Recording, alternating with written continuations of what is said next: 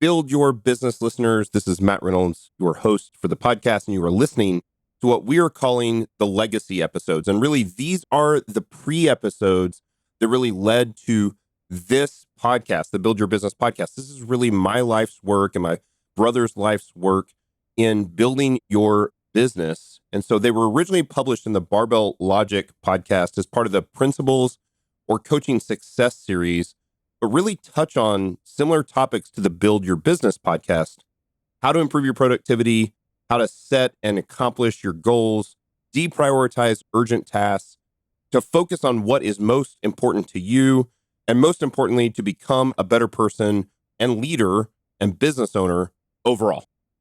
I'm proud to bring you these podcasts. Again, many years of life's work, several years of podcasts, and several decades of business ownership. Hope you enjoy them and learn from them. You're listening to Barbell Logic, the podcast where we talk about what it means to experience strength and how you can use simple, hard, and effective strategies in training and nutrition to improve your life. It starts with meeting you where you are right now and finding lasting solutions. Welcome to the show.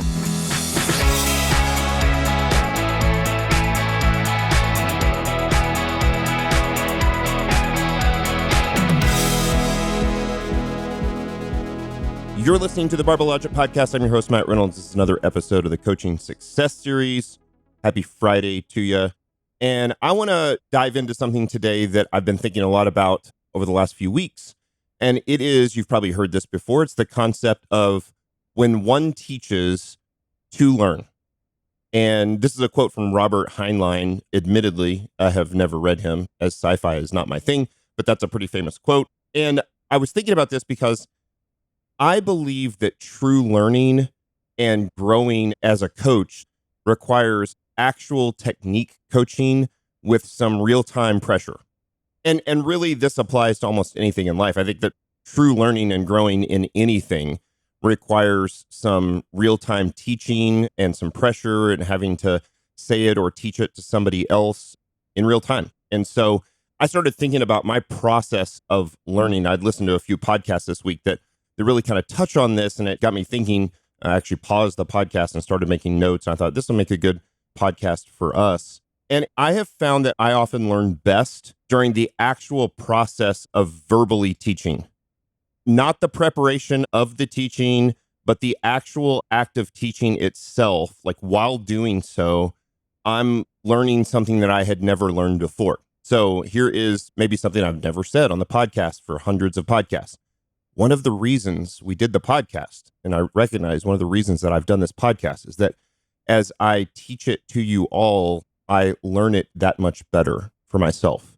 And so walking through, even in those early years with Scott, the logical, systematic progression of strength training, it really solidified that philosophy of strength training and simple, hard, effective, and voluntary hardship, and all those things became solidified in my brain because I was able to really sort of codify the lesson and then teach it to you all. And so I want to walk through, for me, my process of learning.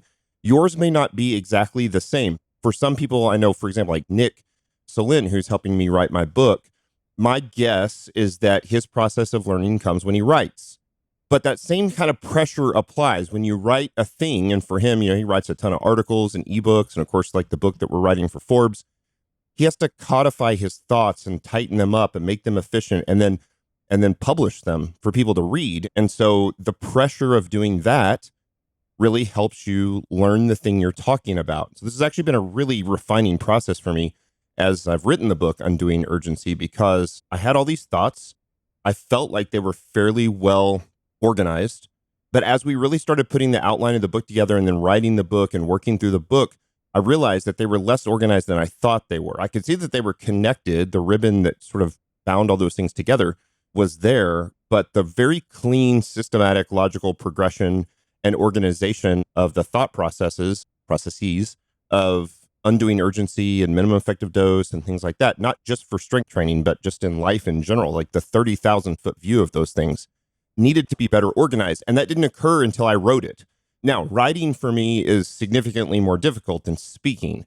And because I'm a verbal processor, I think it works better when I verbalize it. By the way, one of the things we do, and one of the things I'm going to do as soon as I'm done recording this podcast, is I'm going to walk through the chapter that we're working on now verbally, recording that and sending it to Nick. So I'm going to walk through the chapter. We're going to walk through the major lessons and the takeaways, what the action items are, the thesis of the chapter, all those things. I'm going to speak that. And we've already kind of talked about it. It's laid out on an outline. We have the resources and the references that we're pulling from. But until I speak it, it really doesn't codify well in my brain. And so, yes, first off, while I often prepare before I teach or before I do a podcast, or certainly before I give a speech at a big event or a seminar or whatever, and even before verbalizing it to others, it often isn't crystal clear in a cohesive, logical, systematic progression for me. But then speaking it out loud does that for me. So it takes all these thoughts that I have and it puts them in logical, systematic formation. And then the next time I speak about that thing, it gets further refined and further tight. And so if you follow me for a long time, you can kind of hear certainly I'm a value-driven guy. We're certainly a value-driven business. We speak about those values. We speak about not just how Barbell Logic online coaching is better, but how it's totally different than really anything else out there. And the more you hear me talk about it, for those of you who have listened to this for a long time, you'll see the little tweaks and the places where it gets a little tighter. And I'm refining that in my own brain. There is a process for how I learn and how I teach. And this is what it looks like for me. So number one, I dive deep into the thing that interests me. Like I go way down the rabbit hole. I study the thing. I'm on the internet. Maybe it starts on Wikipedia, which certainly isn't deep down the rabbit hole and is not always right. It could be anything. I mean, I think I've said this on the podcast before. Sometimes I'm watching a movie or a TV show and there's an actor that is interesting to me for whatever reason, or I recognize them from something in the past and I look them up on imdb.com and see what else they've been in. And then the next thing I know, I'm reading the biography of the person, and just at least on Wikipedia, not literally a full book biography, although sometimes it turns into that, right? And so, I remember doing this like with Rockefeller and kind of the guys that Carnegie and JP Morgan and people that came up out of the Industrial Revolution, and it was very interesting to me. And so I started reading about those guys. The next thing I knew, I was reading all of their biographies, and those biographies are incredible. And so anyway, I deep dive into the things that interest me. It's one of the things that I think for those of us who are in a never-ending pursuit of knowledge that will help kind of set us apart is that we're just so interested in things. And for some of you that may be really focused on one topic, it may be like strength coaching or nutrition or anything. For me, I certainly have those things that are, I'm probably considered an expert in the world with things like strength coaching or even startups or young business ownership or whatever that thing is. But there's tons of other stuff I just get interested about and read. And so I read and I read some more and I read some more and I deep dive down the rabbit hole. And then even as I'm reading, I often start to write about it, often to myself. And it's often just bullet points in my notepad in my phone that sort of lead to the next step in the progression of knowledge or learning the topic at hand. And so as I'm reading about the thing, I'm often making little notes to myself in my phone. So step one is to acquire the knowledge and read as much as you can and do the deep dive. Step two is to start to put some of the major thoughts and major points and theses into bullet points on my notepad. And then I'll stop reading and I'll often just spend a little time with those bullet points, just literally looking at the notepad on my phone, and I'll begin to try to put them in order. And part of this is because I'm very high on the orderly scale. If you've heard Jordan Peterson or people talk, I'm like, I want order, I need order, I like order, I live an orderly life. Chaos is probably my number one pet peeve. It's the number one thing I see in people that I think could be improved. And that doesn't mean that it is the number one thing that should be improved. It's the number one thing I often see first. And so when somebody lives a chaotic life, they're late all the time, screaming kids, they're in their house and the TV's on and the somebody's playing music and everything's loud and there's dogs barking and there's kids crying. I don't know if I've ever talked about this. I'm a huge fan of lamps. I've noticed when I go to young people's homes, often all the overhead lights are on and it's very bright. And it's like they go and they get what was the equivalent of a 100-watt light when I was younger. I don't know what they are now with the LEDs. It's just bright and loud. And it's like sensory overload. It's chaos. Because I'm orderly, I start to take those bullet points and I put them in order. And I chew on it for a while, right? It never quite comes together, though, until I speak it. And then while I speak it, and it must be under some level of pressure to do that because it doesn't work as well, I've noticed, if I speak it out loud to myself, though certainly for very important speeches or sermons or things like that, I definitely do that. I stand in my room by myself and I time it and I speak it and I walk through the bullet points. It's very rare that I would use a manuscript of some sort. I mean, even now, like doing these podcasts, it's just a series of bullet points, right? So again, I acquire the knowledge, I read, I put it in some note form, some bullet points, and I spend some time with the bullet points and I try to put them in order, like just logical, systematic progression order. That'll get me like 90% of the way there. If there's something kind of missing, I'm like, there's a step missing here, or maybe there's a couple bullet points that need to be flip-flopped or something. And then I start to speak it.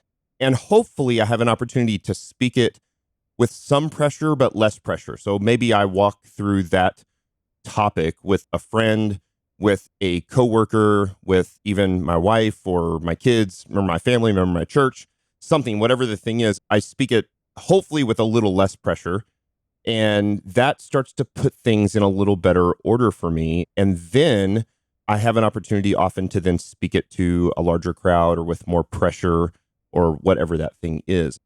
As I do that, as I'm speaking it, as I'm teaching it, my mind is always about 2 steps ahead. It's not 10 steps ahead, right? I know I'm a fairly intelligent person, but I was never a great chess player. Where games that you have to think 12 steps ahead, I'm actually not great at. I'm much better thinking 2 or 3 steps ahead. I sort of put it in order, and it sort of feels chaotic if I'm 10 steps ahead because there's all those different ways it could go.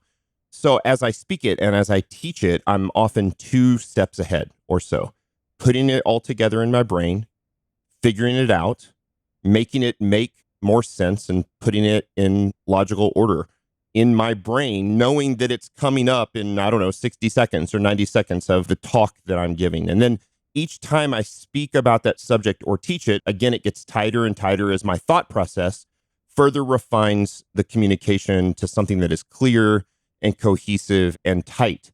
So even something like this, it's been a little bit rambly. It's the first time I've ever talked about it. And as I talk about it more and I speak about how when one teaches to learn and what that looks like for me, that should tighten up a little bit more. And I get a little better, a little more tighter and figure out the process of even walking through that. And so the goal here, I think the actionable item for you this week is to think about how do you learn and how do you teach and how do you bridge the gap between learning and teaching. The takeaway here is that I don't believe you can truly become an expert coach without actually coaching, or an expert on anything without actually doing the thing and teaching, so for coaching, be it in person, in real time, or via technique breakdown, via the pressure of a screen recording to be able to effectively and concisely communicate how to get your lifter to do what you want them to do via likely speaking it to them, right? And this is one of the things that probably the thing I love most about TurnKey Coach is that it's got that integrated screen recorder so that when you turn the screen recorder on, it brings a level of pressure to perform while being recorded. So you have to provide a high quality deliverable to the client. So it's certainly theoretically easier to watch right? Not necessarily simpler, but it's theoretically easier to watch a video 5 times that they send you on squat. Watch their squat video 5 times. Think through all the cues that your client needs to follow and then type out your response. But one, that's incredibly inefficient from a time perspective. And I would even argue that you learn it much better and much deeper when you do it in real time and you have the pressure to perform. So this doesn't mean that you can't occasionally pause the video and watch a rep again or think through it on occasion if you need to, especially kind of the deeper things that are maybe going in a direction you've never gone before. But overall, the integrated screen recorder on TurnKey Coach gives us scores of opportunities every single day to perform in real time with some pressure at a high level with a much higher quantity than you could ever get in person. Again, it's one of the things I love about TurnKey Coach is that coaches can coach 30, 40, 50, 60 clients. You could never do that in person, certainly not one-on-one. And if you're in group training, you can't provide the same level of coaching that you do one-on-one. And so TurnKey Coach solves all those problems. Again, not meant to be a commercial for TurnKey Coach, but it's how we think. It's how we apply a lot of these core values, a lot of the things we've learned to in the trenches, practical granularity, like what does it actually look like on a day-to-day basis and how does it work? And so one, I hope you get to take away a little bit. You can see into my brain some about how I learn and how I turn that into teaching, reading, taking the bullet point notes, putting it together in order, in kind of chronological, systematic order, and then speaking it. Now, for some of you, you may do the same thing, but then you may actually write it. And for the most part, those are really going to be the only two ways that you're going to be able to teach. It's via written or via spoken, right? I guess on some level, there could be some version of kind of graphic design and maybe it's, you're just purely visual. That'd be difficult and rare. For most of us, we're either going to have to speak it to really teach it, or we're going to have to write it to really teach it. For me, I like to speak it. Certainly writing it is a refining process for me as well, and more difficult as I'm learning as I'm writing the book. But I will leverage my strengths in speaking it even as I'm writing the book. I speak it first, let Nick help put it into manuscript form, and then we start working through the edits on the manuscript. So that's how I learn and then bridge the gap to teach. And then how I really solidify and codify it in my brain is by actually teaching. And I would argue that that is almost always the effect for just about everyone out there, that when one teaches, to learn. And that's great because the person that you teach gets to learn the wisdom from you, but you also get to really refine the wisdom or the topic or the subject matter that you've learned as you teach it. And the more you teach it, the more refined it gets, and the tighter it gets, the more codified in your brain it gets, and you become the expert at some point, right? So that is how we do it. So there you go. When one teaches to learn, this has been another episode of the Coaching Success Series on the Barbell Logic podcast. As always, it is a huge benefit to us if you can give us a 5-star review on Apple Podcasts or Spotify or wherever you listen to your podcasts. Tell a friend or family member about it or business acquaintance. I hope you guys have a great week, and I'll see you next Friday.